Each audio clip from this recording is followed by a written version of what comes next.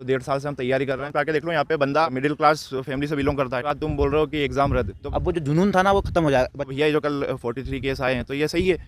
मेरे पीछे आप जो लोग देख रहे हैं आपको कसरत करते हुए नजर आ रहे होंगे।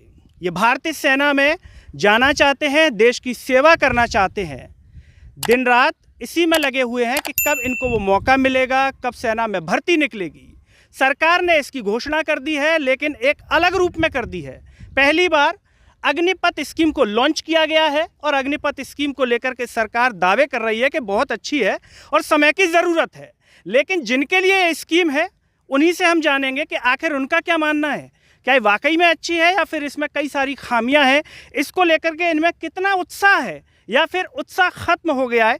इन सारी बातों को और इन सारी सवालों के जवाब इन्हीं से लेंगे। मेरे साथ जो है यहाँ पर जो आर्मी की ट्रेनिंग करवाते हैं वो एक सर हैं और उनके कुछ जो सीखने यहाँ पर आते हैं उनसे हम बात करें। क्या नाम है आपका? विजेंद्र चौहान। विजेंद्र जी, सबसे पहले तो आपने सुना होगा अग्निपथ स्कीम के बारे में। जैसे ये सामने आई खबर, क्या रिएक्शन था, कैसा लगा? अच्छा, मतलब एक अच्छी खबर है या फिर कुछ ना कुछ? ये एक बहुत बुरी खबर है। सबसे पहले तो जो बच्चे तैयारी कर रहे हैं, देखो इनको 3-3 4-4 साल हो गए, इसके बाद इसमें बोल रहे हैं कि 4 साल के लिए आपको मौका मिलेगा, जिसमें 25% जो स्टूडेंट हैं उनको परमानेंट कर दिया जाएगा, 75% जो उनको रिटायरमेंट दे दिया जाएगा। तो करीबन ये बच्चे ऐसे जिनमें किसी को 3 साल हो गए, किसी को 4 साल हो गए, यही इनको 3-3 4-4 साल हो गए, तो 4 साल की जॉब के लिए क्यों तैयारी करेंगे वहाँ जाने के लिए?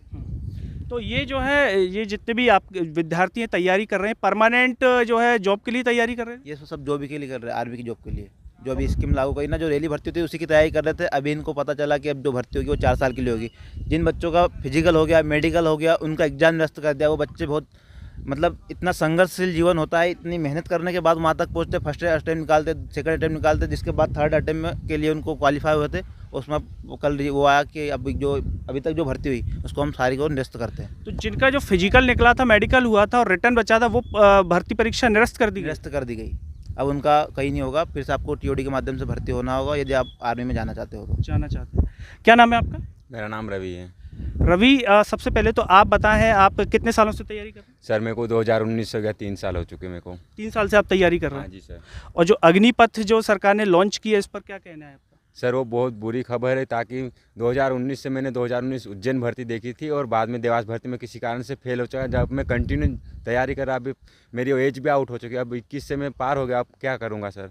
पहले 2 साल की छूट नहीं मिल रही, अब उसमें भी 2 साल कम कर लिए गए, तो अब उससे क्या होएगा सर हमारा? पहले एक तो रात भर हम ड्यूटी करते और फिर सुबह उठ के ग्राउंड पे आते और ऐसा हो रहा फिर। अब क्या आपका व्यक्तिगत क्या मानना, क्या कमी उसमें आपको लग रही है? उसमें सर ये 23 साल थे ना, तब हमको लगता था कि हम ट्रेड से कहीं भर्ती हो जाएंगे। अब तो वापस 21 ही कर दिया गया, तब हम किस तरफ भर्ती होंगे? आपकी अभी एज क्या है? सर मेरे 21 साल 6 महीने हो चुके अभी। मतलब आप अग्निवीर के लिए भी जो है वो नहीं हो सर मैं पाएंगे? उसका नहीं हो पाऊंगा उसमें भी। जी। क्या नाम है आपका? अनिल पाटीदार। अनिल जी, आपको क्या खामी अग्नि जो पथ स्कीम है उसमें लग रही? क्योंकि सरकार तो कह रही है बहुत अच्छी है, युवाओं को मौका मिलेगा, पैसा दे रहे हैं हम, जब वो नौकरी से निकलेंगे तब जो है 11 लाख लगभग दिए जाएंगे, तो क्या कहेंगे? हाँ सर, ऐसा है कि सर किसी एक व्यक्ति को तैयारी करने में, आर्मी की तैयारी करने में कम से कम 1 साल लगता है, और वो 1 साल तैयारी करता है अच्छे से, फिर वो 4 साल के लिए भर्ती रहेगा, तो उसका भविष्य मतलब सिक्योर नहीं होगा। मतलब ऐसा मेरा मानना है कि 4 साल ये बहुत कम है। और जो एज कोरोना के कारण सर भर्ती नहीं हो पाई थी, उसके कारण बच्चे मांग रहे थे, जो आर्मी की तैयारी करने वाले हैं वो मांग रहे थे कि उनको एज में छूट दी जाए, तो वो भी छूट नहीं दी जा रही है। तो ये भी विद्यार्थी जो तैयारी कर रहे हैं आर्मी की, उनका बहुत समस्या है ये। और ये 4 साल होना, ये भी बहुत समस्या है, 4 साल की जॉब देना। बिल्कुल। क्या नाम है आपका? मेरा नाम किशन कटारा है। कहाँ के रहने वाले हैं? सर मैं झाबुआ डिस्ट्रिक्ट से हूँ। झाबुआ से हैं। कितने सालों से तैयारी कर रहे हैं? सर मैं 2019 से तैयारी कर रहा हूँ। तैयारी कर रहे हैं। और सर मैं अभी ओवरएज भी हो चुका हूँ, क्योंकि जब मैंने तैयारी चालू करी, 1-2 भर्ती दी और तब से कोरोना काल आ गया, और तब से आर्मी की ओपन भर्ती जो होती थी वो हो ना पाई। इसके कारण हम ओवरएज हो चुके हैं सर। और ये जो टीओडी के माध्यम से भर्ती कराई जा रही है, ये सर एक आर्मी की तैयारी करने वाले युवाओं के लिए बहुत बुरी खबर है। इसमें जो युवा लोग थे, मतलब अपना कैरियर डिफेंस में बनाना चाहते थे, आर्मी बनाना चाहते थे, उन लोगों के लिए बहुत बुरी खबर है, क्योंकि उनको 4 साल के अंदर उनको रिटायर किया जा रहा है। तो बहुत बुरी खबर है सर, मैं यही कहना चाहूँगा। तो सरकार इसमें ये कह रही है कि जैसे 4 साल, उनका मानना, सरकार ये कह रही है कि 17.5 साल से 21 साल तक के हम जो ले रहे हैं, उसके बाद युवा जो है लगभग 25 साल तक का रहेगा, तो वो दूसरी उसमें भर्ती में ट्राई कर सकता है। दूसरी भर्तियों में हम उनको वरीयता देंगे, जैसे असम राइफल्स की बात कर रहे हैं, शिवराज सिंह चौहान कह रहे हैं कि एमपी की पुलिस भर्ती जो होगी उसमें हम उनको वरीयता देंगे। तो इस पर क्या मानना है आपका उनके इस बयान पर? सर इसमें 4 साल के दौरान जब बंदा वहाँ पे ट्रेनिंग करेगा, वहाँ पे जॉब करेगा, वहाँ से उसका करियर थोड़ा सा मतलब डिस्टर्ब हो जाएगा सर। वो तैयारी नहीं कर पाएगा, जो इसकी स्टडी रहेगी वो मतलब जैसे एग्ज़ाम वगैरह की तैयारी वो मतलब कर नहीं पाएगा सही से। और वहाँ से फिर यदि स्टेट की या फिर अदर पैरामिलिट्री वगैरह जॉब की तैयारी करेगा वो सही से कर नहीं पाएगा, अपना 100% नहीं दे पाएगा सर। बिल्कुल। ये बताइए सर कि जैसे आप इसमें जो 6 महीने की ट्रेनिंग दी जा रही है, सैनिक जो तैयार होगा, जवान जो तैयार होगा वो 6 महीने की ट्रेनिंग में होगा।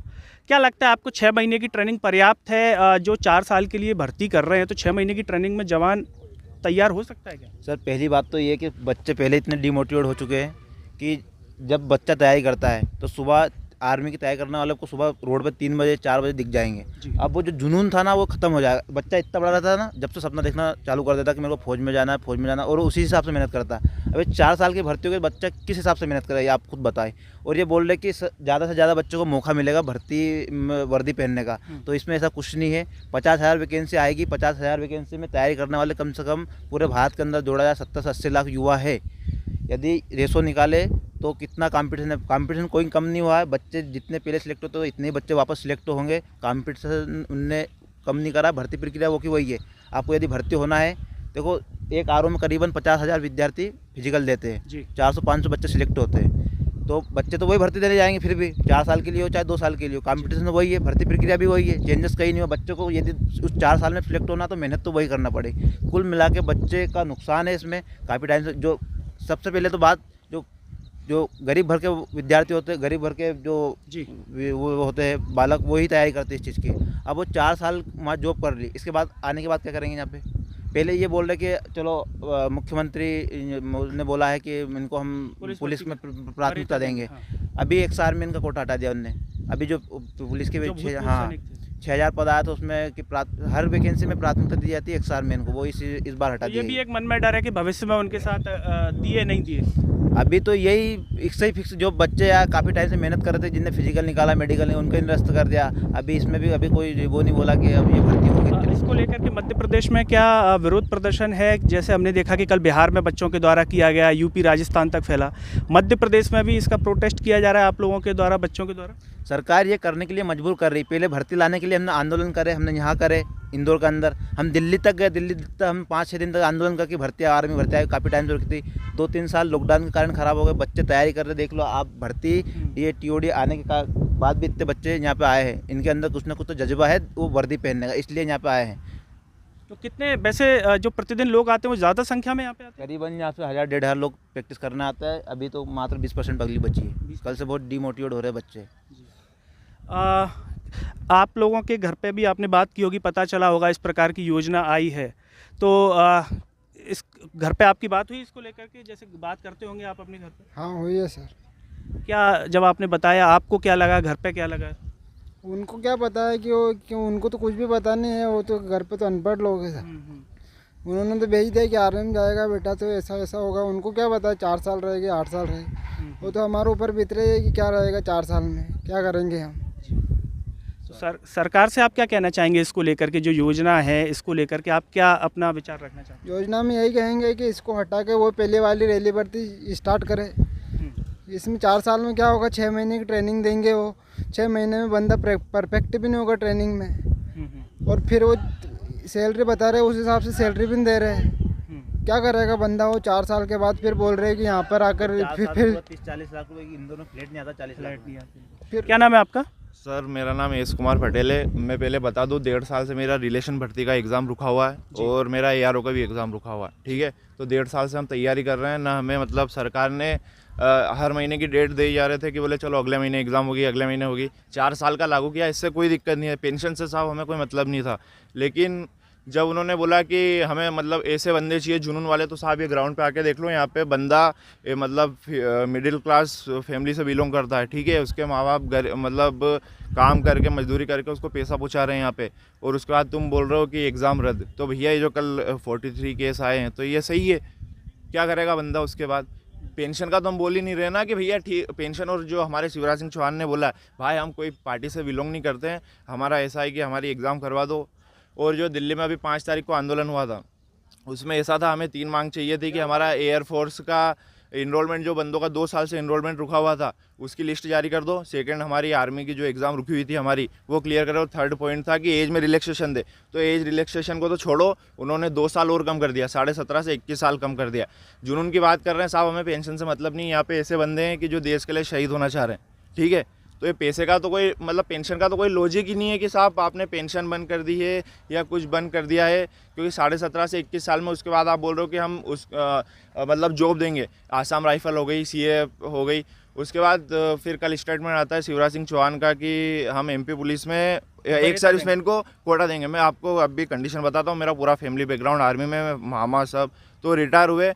उन्होंने एमपी पुलिस की तैयारी की, 2017 से रिटायर हुए। अभी 2019 में उन्होंने मतलब एग्ज़ाम दी थी, तो उनके 68 नंबर आए थे। 68 नंबर मतलब 2 बंदे उसमें एक सर्विसमैन सेलेक्ट हो सकते हैं, लेकिन उनका मतलब एक सर्विसमैन का 1% कोटा नहीं मिला। उन्होंने भोपाल में जाके आंदोलन करा। तो ये जो 4 साल की स्कीम लगाई है अग्निवीरों के लिए, इनका क्या फिर? मतलब आप 25 साल की एज में हमें एक सर्विसमैन का कोटा दे देंगे, ये कौन सी बात होती है? तो सरकार इसमें ये कह रही है कि जब हम उनको निकालेंगे तो उनको एक मुश्त रकम मिल जाएगी, अरे वो वो पढ़ाई साथ में कर सकता है ना, उसके बाद किसी दूसरी भर्ती में जा सकता है। इस पर क्या मानना है? सर ऐसा नहीं है सर। एक बात है, जैसे कोई बंदा अगर ग्रेजुएशन कंप्लीट करके, ठीक है, अगर उसका प्लेसमेंट हो रहा है यहाँ पे, तो फिर 4 साल बाद वो आर्मी से रिटायर होने के बाद कौन सी कंपनी उसको उठाएगी यहाँ पे? इससे अच्छा उसका यहाँ पे बेस बना लेगा, वो क्लियर कर लेगा। और 4 साल के सर आर्मी में वही बंदा जाता है, मिडिल क्लास फैमिली का ही बंदा जाता है, जिसके अंदर देशभक्ति का जुनून है। पैसे कमाने के लिए कोई नहीं आता। साहब हमें 10,000 मंथली भी कुल देंगे ना, तो मिलाकर हमें के इन युवाओं का कहना ये है कि सरकार ने जो योजना लॉन्च की है उसे वापस लीजिए, क्योंकि इनमें युवाओं का भविष्य सुरक्षित नहीं है।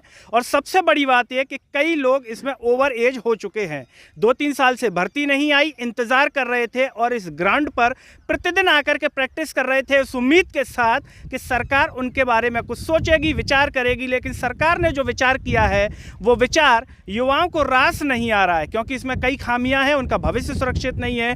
उसके बाद वो क्या करेंगे 4 साल के बाद? और ऐसे में सबसे बड़ा जो सवाल है वो ये है, जो लोग सोशल मीडिया पर भी कर रहे हैं कि नेता तो 5 साल के लिए चुन करके जाते हैं, तो इनको 4 साल के में ही बाहर क्यों किया जा रहा है? उनको पेंशन मिलती है तो फिर इनको क्यों ना दे दी जाए पेंशन, इनके भविष्य को सुरक्षित करने के लिए। और जैसा कि युवाओं ने कहा कि मिडिल क्लास जो गरीब जो फैमिली से हैं वो लोग इसमें आते हैं, जिनमें देश सेवा का जुनून होता है, तो उनमें एक प्रकार का उनके साथ एक प्रकार का अन्याय है। साथ ही साथ शिवराज सिंह चौहान जी जो कह रहे हैं कि वरीयता देंगे एमपी पुलिस भर्ती में, तो बड़ा सवाल ये भी है कि जो पुलिस भर्ती पर फोकस करके तैयारी करते हैं उनको भर्तियां मिल नहीं पा रही हैं। ऐसे में जो आर्मी जवान जो वहां से आएंगे उनको ये भर्ती दे पाएंगे? जैसा कि अभी कुछ समय पहले सबने देखा भूतपूर्व सैनिक किस तरीके से सड़कों पर थे अपनी नियुक्तियों के लिए, ये शिवराज सिंह चौहान जी ने भी अपनी खुली आंखों से देखा होगा। तो इस पर अभी संशय बना हुआ है। बिहार में, उत्तर प्रदेश में, राजस्थान में जो युवा हैं वो इसका विरोध कर रहे हैं। देखना होगा कि सरकार इसको वापस लेती है किसान कानून की तरह, या ये युवा सड़कों पर आते हैं उन किसानों की तरह, क्योंकि ये भी किसानों के बेटे हैं, इसमें कोई बिजनेसमैन का बेटा नहीं होगा, जहां तक मेरा मानना है। दोस्तों, आप जो भी सोचते हैं अग्निपथ स्कीम को लेकर के, अग्निवीरों को लेकर के, कमेंट बॉक्स में अपनी राय ज़रूर दीजिएगा। साथ ही साथ इस वीडियो को हर जगह शेयर कीजिएगा, जिससे इन युवाओं के मन की बात हर जगह तक पहुंचे। मुझे दीजिए इजाज़त, नमस्कार।